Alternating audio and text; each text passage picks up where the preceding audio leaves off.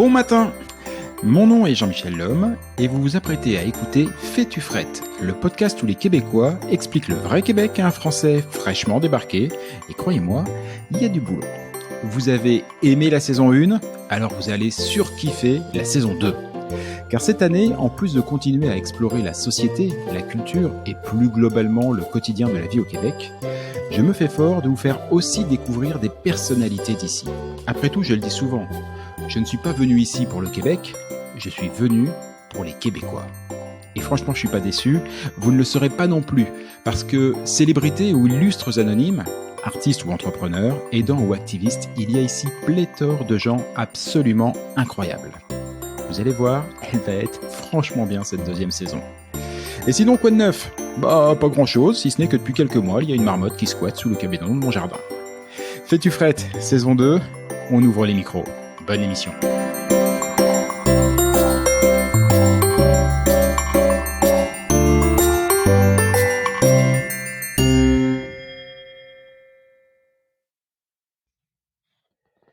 Si j'osais la paraphrase, je vous dirais qu'aujourd'hui, je vous parle d'un temps que les moins de 20 ans ne peuvent pas connaître. Sauf que c'est pas vrai. Alors déjà, je suis pas bien sûr que ce soit une paraphrase. Et surtout, les ados d'aujourd'hui, ils connaissent bien les années 80. Ils binge-watchent les saisons de Stranger Things, et actuellement, ils remplissent les salles de cinéma qui proposent le nouvel opus de SOS Fantôme. Quelle que soit la génération, les années 80 interpellent toujours, séduisent souvent. Michael Jackson, Madonna, les Walkman, Eddie Murphy, E.T., Retour vers le futur, Dallas, Dynasty, ce sont quelques-unes des icônes des années 80. Oui, mais le Québec dans tout ça, en voilà une bonne question. Tristan Demers est auteur, animateur et, nous y reviendrons tout à l'heure, dessinateur de bande dessinée. Oui, monsieur. Avec Jean-Sébastien Girard, il signe le livre Québec 80, un petit médicament pour l'âme nostalgique du quadra que je suis. Salut, docteur Tristan. Allô? Ça me fait plaisir de donner cette prescription à tout le monde. En temps de COVID, on en a bien besoin. Oh ouais, mais vraiment, quel petit plaisir, franchement. Ne serait-ce que feuilleter le livre, redécouvrir les couleurs électrisantes, les coiffures improbables. C'est lourd pour nous d'ailleurs. C'est un vrai petit bonbon en fait. Mais tu sais, c'est amusant parce que je trouve que le regard qu'on peut maintenant, 40 ans plus tard, avoir sur les années 80 n'est plus tout à fait celui d'il y a une vingtaine d'années où on s'en moquait, on retenait justement les jackets à épaulettes avec le spray net et les boucles d'oreilles fluo, alors que maintenant, en cette époque où à chaque fois qu'on arrive avec un projet ou qu'un producteur investit ou qu'un artiste veut y aller de façon all-in, comme on dit, eh bien, il y a toujours cette idée qu'on va peut-être froisser un groupe ou qu'on n'aura pas l'appui d'un financeur et tout ça.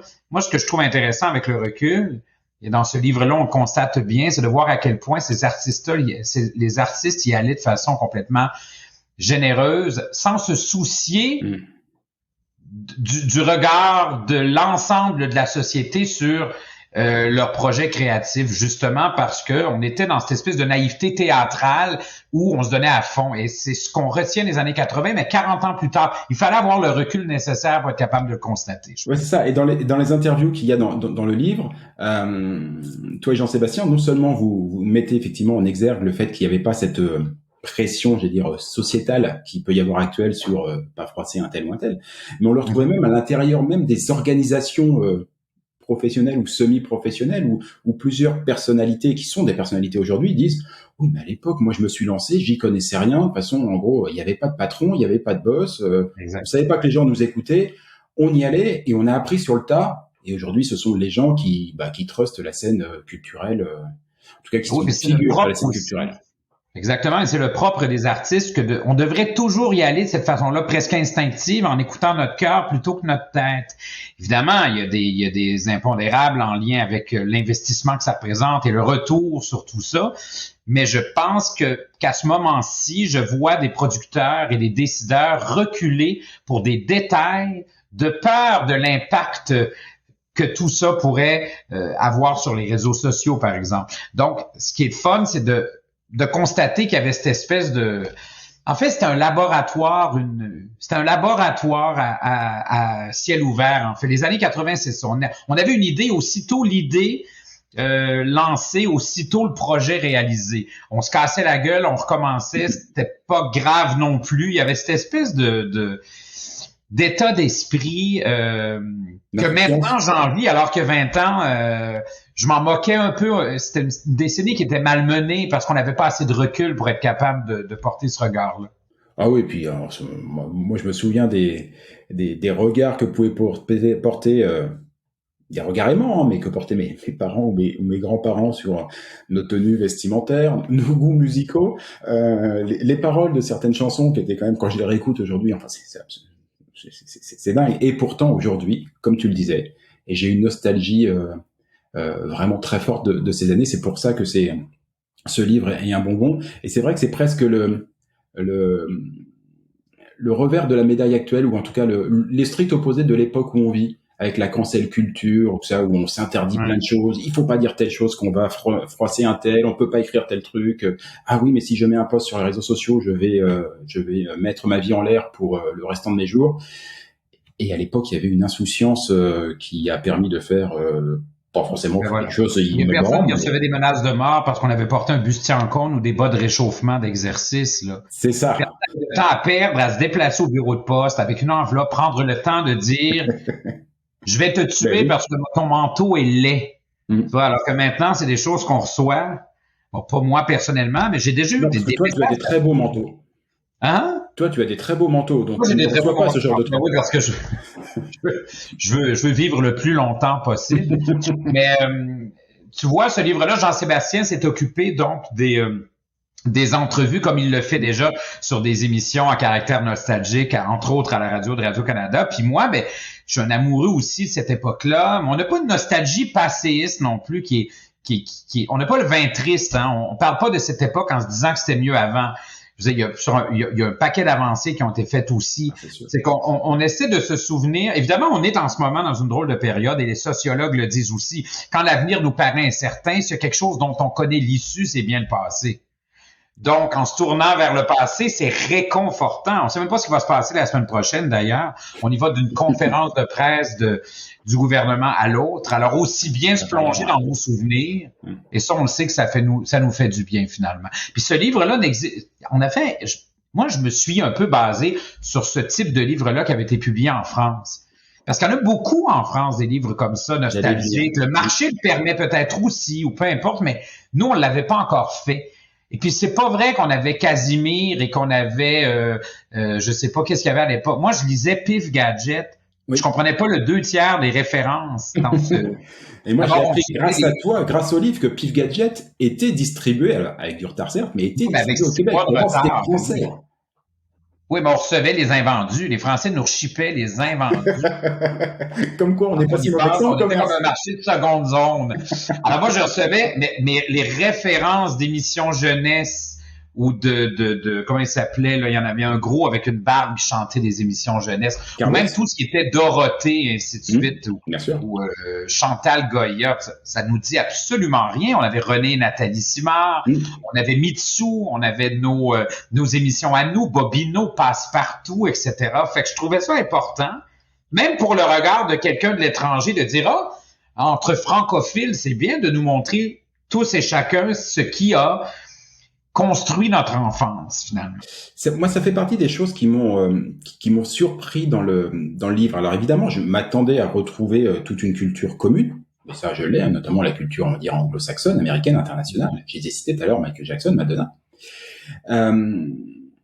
Mais par contre, sur le reste, sur la culture vraiment québécoise, je m'attendais pas à retrouver autant de parallèles. Et quand je dis de parallèles, c'est-à-dire que il y a des choses qui se sont faites, et c'est vraiment l'époque qui il y a des choses qui se sont faites au même moment, qui sont très similaires, mais qui sont pas des copies. C'est pas l'un qui a cherché à copier l'autre, etc. On a fait, au Québec et en France, on a fait les mêmes choses à peu près au même moment. Tu disais Chantal Goya, quand je regarde la description de l'émission de Nathalie Simard, voilà, le voyage de Nathalie, c'est exactement les voyages que proposait Chantal Goya à l'époque. Alors, évidemment, les dimensions qui font que 60 millions d'un côté, 8 millions, ça peuvent être un peu différentes, mais l'offre est la même. Dans les années 80, on a... à la télévision, on va y revenir à faire un petit bloc sur la télévision, mais par exemple, on a Télématin qui se lance et qui est devenue une institution auquel on ne touche pas. Ici, on a Salut Bonjour. C'est une institution créée au même moment et on n'y touche pas plus. C'est vrai, t'as raison. Il y a plein de choses. Il y a quelque chose qui dépasse la spécificité culturelle. C'est ça. C'est comme si la tendance, il y avait une espèce de mouvance beaucoup plus large.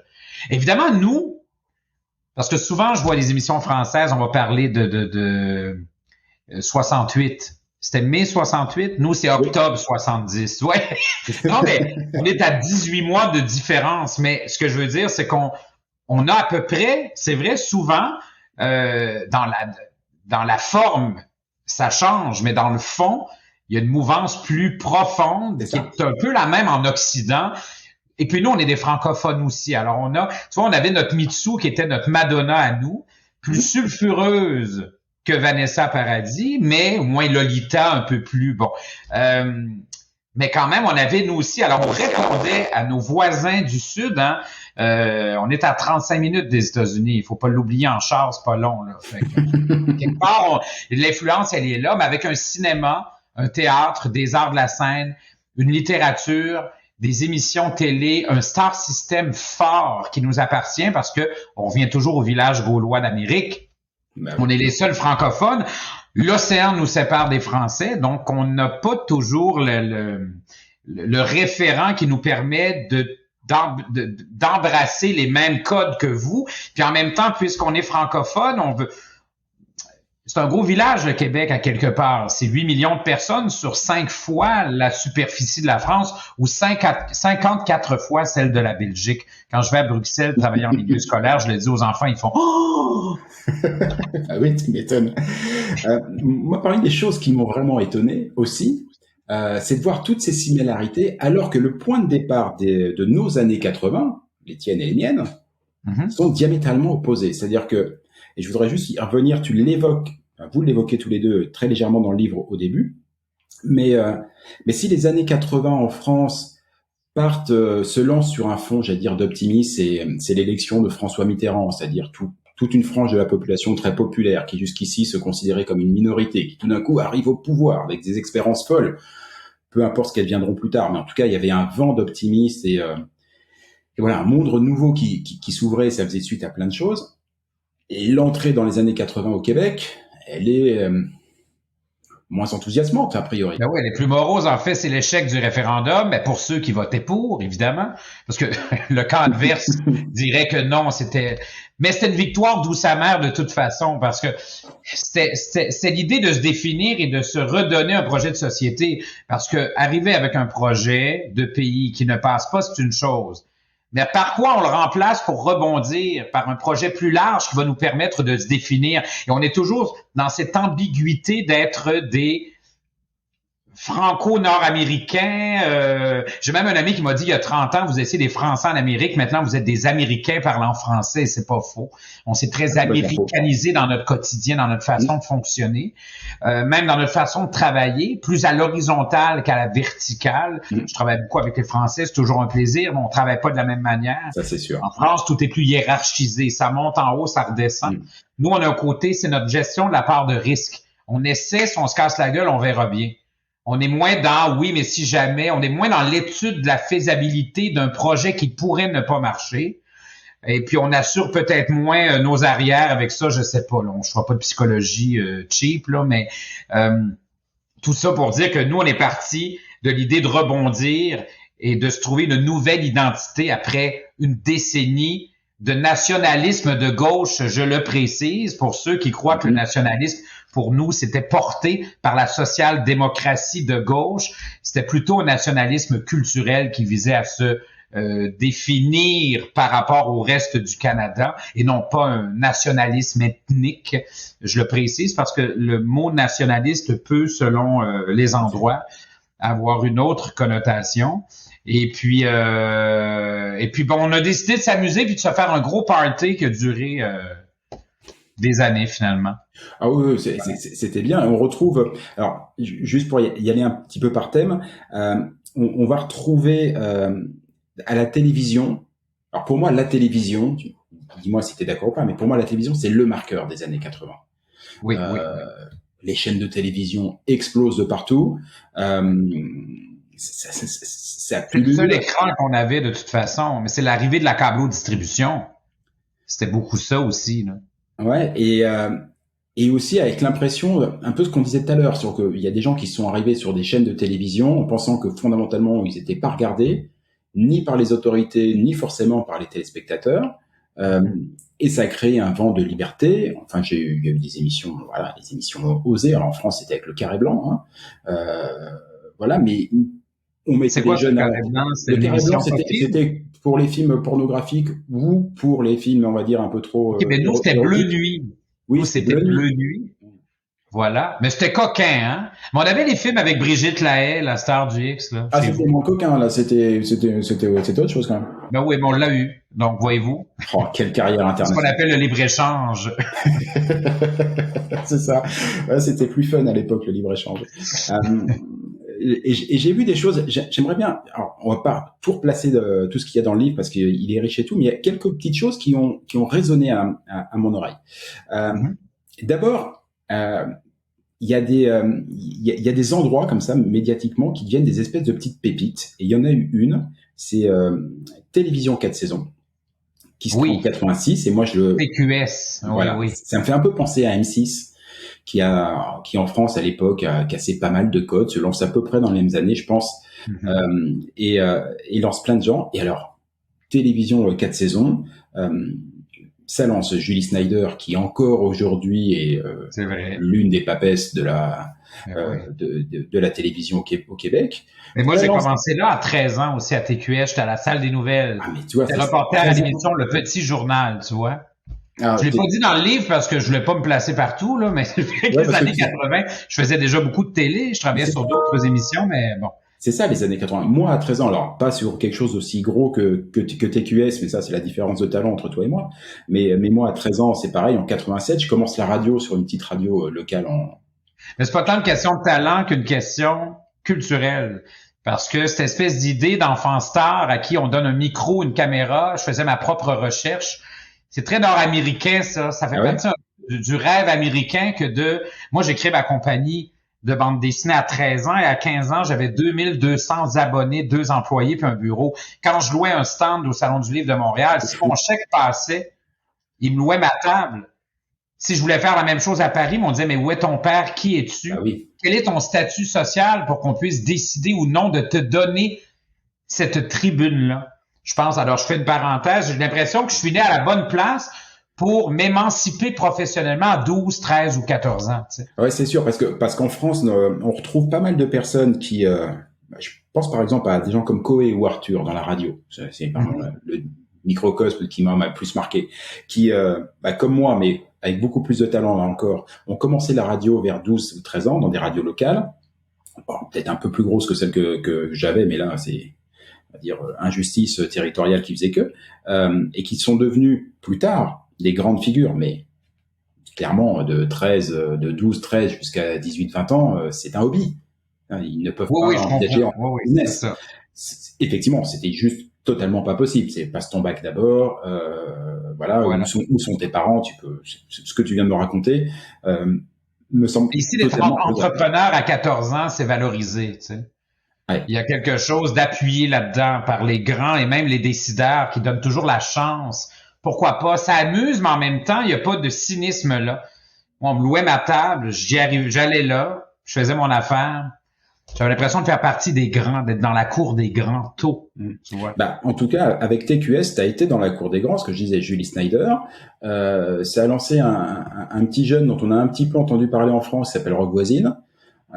Quand même. C'est vrai, voilà. Qui animait son émission le samedi. Des émissions pour jeunes et tout. On reparlera de Rock Voisine aussi parce qu'il a fait l'acteur. Et alors là, ça m'a carrément surpris. Dany Laferrière, qui est quand même qui faisait la météo. Qui faisait la météo. Oui, c'est fou, hein? C'est complètement fou. Oui, comme quoi le parcours, tout peut mener au prix littéraire. Hein. Tu peux commencer par annoncer le verglas, puis on termine ça à l'Académie française. Tu vois, comme quoi. Comme quoi, je pense, si vous avez envie de vous lancer dans les médias et que vous voulez rassurer vos parents, vous citez Dany Laferrière. Mais ça, c'est à la même époque où on avait aussi Musique Plus. Fait qu'il y avait un côté très, je cogne à la porte, salut, je m'habille propre un peu, puis j'ai de l'audace. Voulez-vous on n'était pas tant dans je te passe en entrevue que v'là un Kodak, comme on disait, puis fais-moi un test, un screen test, une audition. Et de là, c'était beaucoup il y avait c'est ça. C'était vraiment un laboratoire, une école où on apprenait à construire l'avion en plein vol. C'était vraiment ça. Ouais, c'est ça et voilà et ça a créé, généré plein de gens, plein de gens dont on entend encore parler aujourd'hui, soit pour des prix littéraires, soit pour des talents musicaux, soit la télévision. L'un des autres gros marqueurs des années 80, c'est la musique. La musique, là, pour le coup, très influencée par la musique américaine et internationale, enfin anglo-saxonne, on va dire en général. Mais il y a quand même de la musique francophone et la musique québécoise, pour le coup. Alors, il y a Benabar dans une chanson qui dit, à l'époque, ils s'appelaient tous Michel, en parlant des chanteurs français. Moi, si je parle des chanteuses québécoises, à l'époque, elles s'appelaient toutes Diane. Hein. C'était Diane Dufresne, c'était Diane Tell. Diane Tell, voilà. Oui, c'est vrai. C'est quand même très étonnant. Et là, pour le coup, tout ce savoir-faire musical québécois, qui vraiment ici a rayonné, a explosé dans les années 80, on l'a retrouvé aussi. Il a eu cette capacité en partie en tout cas, à venir jusqu'à nos oreilles à nous en France. C'est très étonnant. Je voudrais juste comprendre, est-ce que c'est les années 80 qui ont créé cette dynamique musicale si forte au Québec, ou si c'était déjà inhérent, présent avant? Je pense que dans les années 70, on a parlé beaucoup avec Beau Dommage, Harmonium et tout ça, de ce qu'on était et de nos aspirations culturelles, nationales, dans un débat qui était très québécois. Et dans les années 80, je suis pas un sociologue de la musique, mais à mon avis, on avait peut-être une résonance plus large parce qu'on cessait de parler de nous dans nos chansons et puis on parlait de plein de choses qui pouvaient aussi porter attention ailleurs, au-delà des frontières. J'ai l'impression que c'est ça, moi, c'est qu'on avait cessé de se parler entre nous, puis on avait envie de parler aux autres. Et puis en plus, il y avait peut-être une machine marketing qui s'est installée, qui avait été rodée dans les années 70 avec les CIMAR et ainsi de suite. Dans les années 80, j'ai l'impression que les espèces de liens entre les maisons de disques en France, au Québec, il y a quelque chose qui s'est établi. Et puis, mais ils ont pas tous réussi non plus. Hein. Il y en a qui ont eu 1 ou 2 succès. Même Céline avait eu 1 ou 2 succès. Puis après pendant 10 ans, on n'entendait plus parler de Céline jusqu'aux années 90 avec Goldman. Mais avant ça, il y avait eu Luc de la Rochelière qui avait eu 1 ou 2 succès. Il y en avait eu d'autres aussi. Mais le problème, c'est que vous êtes 70 millions en France. On est 8 millions ici. Si on passe sur un show de télé qui rejoint le 3/4 des Québécois, on fait quelques télés dans notre semaine et 80% du pays, ou en fait de la nation, connaissent ton album, savent qui tu es. Le marché étant beaucoup plus gros en France, c'est évidemment plus long de se faire un nom, de remplir nos salles. Et puis, j'ai l'impression que les 38 000 allers-retours en avion que devaient se taper chacune des vedettes, ça finit par nous éloigner aussi d'une carrière qui marche bien ici. C'est qu'on est loin. On est à 8 heures de vol, mais c'est pas toujours évident. J'ai l'impression que c'est pour ça qu'il y en a qui ont peut-être pas continué l'aventure, parce que c'est du long terme. On dit souvent que ça prend du temps à charmer un Français, mais qu'après, il nous accueille dans son cœur pour la vie. Alors que nous, on nous dit, on est dans le, je t'accueille, je t'embrasse, je te reçois à souper, mais ça se peut que le mois suivant, j'ai oublié ton prénom. C'est une caricature, là. Non, mais c'est. Est-ce qu'on comprend? Moi qui suis là depuis quelques temps on est très, tu sais, le fameux cliché du Québécois accueillant, bon, chaleureux, oui, mais en surface peut-être aussi, alors qu'un Français, paraît-il, on fait de la sociologie inventée, là, mais puis j'essaie de répondre à ta question aussi en lien avec pourquoi on a réussi ou non à fonctionner à l'étranger avec nos propositions musicales à nous, mais j'ai l'impression que c'est plus long de rentrer dans le cœur d'un public français, mais qu'une fois que c'est fait pour la vie. Rock Voisine remplit encore ses salles. Bien sûr, alors, sans aucun problème. Mais c'est vrai qu'à l'époque, il y avait peut-être aussi un autre phénomène, et qui, là, me semble peut-être un petit peu différent de ce que le Québec pouvait vivre. C'est que c'était, même en France, pour les artistes français, c'était peut-être plus délicat d'émerger avec un son français. Je parle même pas que des paroles, mais même un son français, quelque chose j'allais dire, d'un petit peu plus traditionnel. OK. Il fallait, on avait une telle influence, tu sais, la France n'a pas le même sentiment de risque par rapport au monde anglo-saxon. C'est-à-dire qu'on n'est pas toujours à devoir se défendre. On n'a pas l'impression de perdre notre identité. Donc on était extrêmement, j'allais dire, aveuglés, admiratifs des Michael Jackson, de la pop anglaise. Et on allait beaucoup chercher ça, et il y avait presque un petit côté, tu sais, un petit peu les chanteurs français en disant c'est ringard, un peu ringard, voilà, c'est vrai. Et que quand Charles Bois venait, et il venait souvent pour le coup, j'avais un peu l'impression qu'il était chez Michel Drucker, monsieur. Mais ça donne, il y avait un petit côté passéiste, tout ça, et même, je me souviens, moi, le premier titre de Céline, d'amour ou d'amitié, en tout cas, c'est le premier que moi j'ai connu en France. Mon papa m'avait offert son petit 45 tours. Voilà. C'était avant qu'elle se fasse limer les canines. Ouais, avant tout. Il n'y a pas eu les canines, hein, le nez est passé et tout, parce que voilà. Je vous propose de faire un photomontage avec Céline à 17 ans et Céline maintenant. Vite bien à voir. Il y a eu de l'investissement. Oui. Il y a eu de l'investissement. Mais c'est marrant d'ailleurs parce que quand on parlait de Céline, donc c'est dans les années 80 que Céline explose. Céline est une enfant, et ça reprend un peu ton histoire dont tu me parlais tout à l'heure, à savoir que oui, un enfant peut faire du business, alors même si elle était accompagnée, hein, et la famille Dion est connue, mais enfin, exposer un enfant comme ça, et mais tu vois, il y a défaisable en France. C'est vrai qu'il y a un bout de temps où les Français qui aimaient ce que le Québec proposait musicalement, c'était ceux qui s'étaient accrochés un peu à l'époque Starmania, donc à Diane Dufresne et tout ça, mais aussi à ces chansonniers. Tu sais, il a fallu qu'on passe l'espèce de rampe dans les années 90 pour arriver avec autre chose, entre autres des chanteuses à voix. On vous a même refilé des chanteuses, je pensais à Lara Fabian, mais qui est belge, mais quand même, il a fallu qu'elle vienne. Ça marchait pas, elle vient au Québec, on en fait une star, puis on vous la refile. Et elle habite ici maintenant, de toute façon, depuis des années, mais il y a cette facilité, je crois, chez nous, c'est vrai, dans les relations d'affaires. Moi, demain matin, je viens d'avoir mon compte d'Hydro-Québec. Là. Demain matin, si j'ai envie de parler au VP marketing d'Hydro-Québec, je vais appeler. Là. Ils vont pas me demander qui je suis dans la vie pour me passer le téléphone. Je dis pas que je l'aurai tout de suite, mais l'espèce de rang social que j'occupe n'a rien à voir avec la possibilité pour moi d'accéder à quelqu'un de haut niveau ou un homme ou une femme de pouvoir, tu vois. Fait que j'ai l'impression que tout est facilité. Même moi, j'avais des commanditaires à 16 ans, j'allais chercher de l'argent. Je suis déjà rentré dans un bureau. Je suis arrivé avec un plan marketing. Au bout de 40 minutes, ils m'ont donné 16 000 $ en commandite. Ça s'est réglé. Ils ont dit, Nicole, fais-lui un chèque. J'avais 17 ans, tu sais. Je suis parti avec mes sous, tu sais. C'est sûr, mais déjà, il y a probablement deux choses, hein. Il y a un rapport à l'échec qui est complètement différent. C'est vrai. Ici, on peut échouer, ça signifie pas la fin de sa vie, et on peut recommencer. À la limite, je n'échoue jamais, j'apprends, mais pour le coup, c'est très anglo-saxon, mais c'est dans la culture qu'il y a au Québec, il n'y a pas forcément en France, où l'échec, encore aujourd'hui, même si ça évolue, est quelque chose de perçu très, très relativement.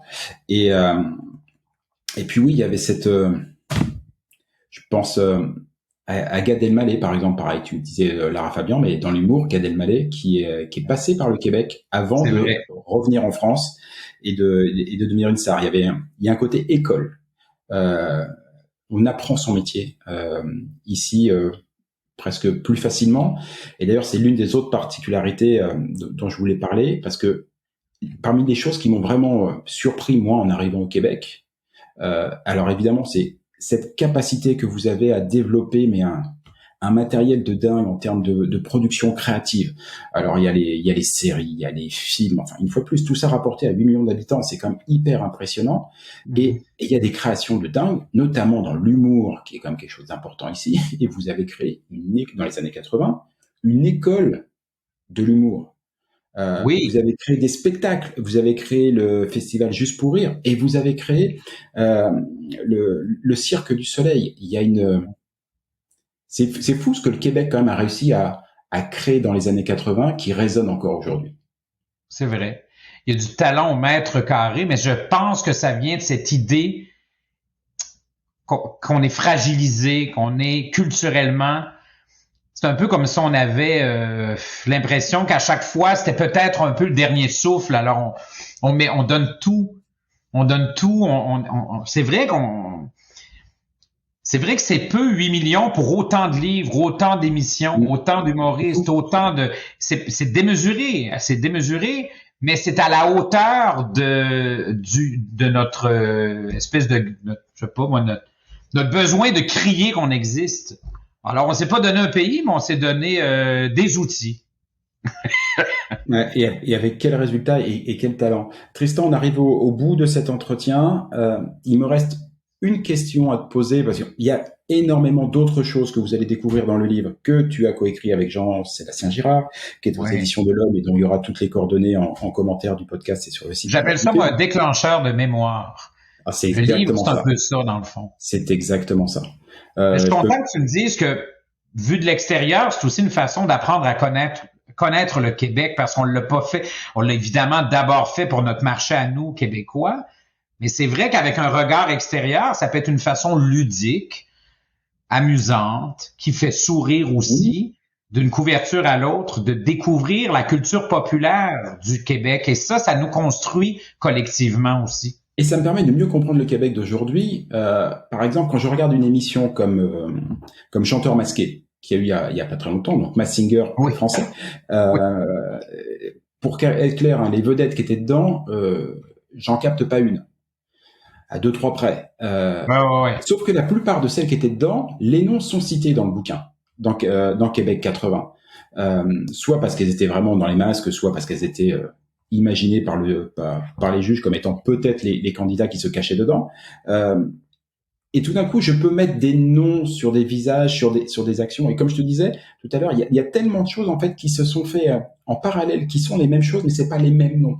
Salut, bonjour, Télématin, voilà, Chantal Goya, Nathalie Simard et plein de choses comme ça. Ça aide vraiment à comprendre. Mais c'est pour ça qu'on dit qu'on est des cousins, tu vois. Il y a des liens partout. Il y a cette espèce de réciprocité, je sais pas, d'écho. Il y a un écho.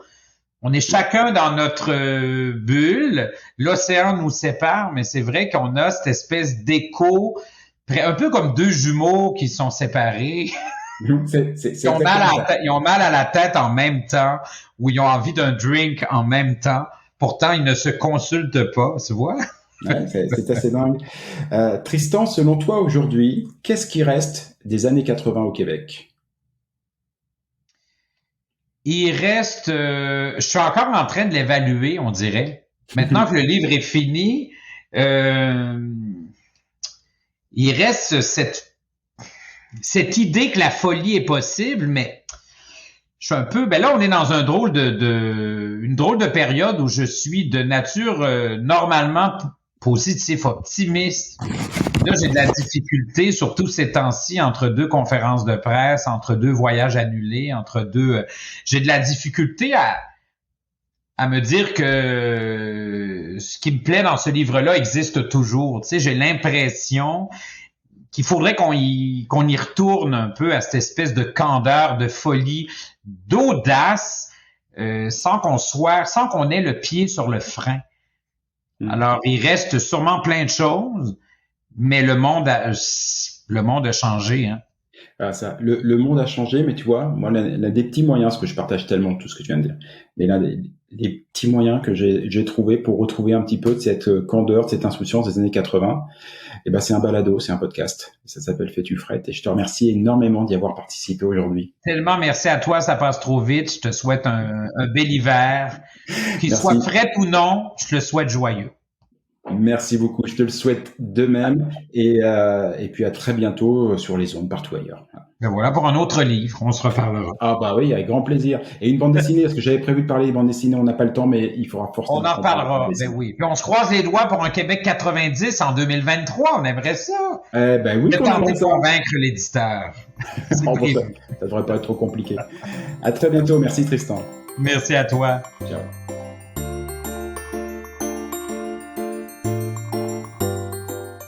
Et voilà, Fais-tu frette, c'est fini pour aujourd'hui. Si vous êtes arrivé jusque-là, bravo, vous avez vraiment toute mon admiration. Mais bon, c'est probablement parce que cela vous a plu au moins un petit peu.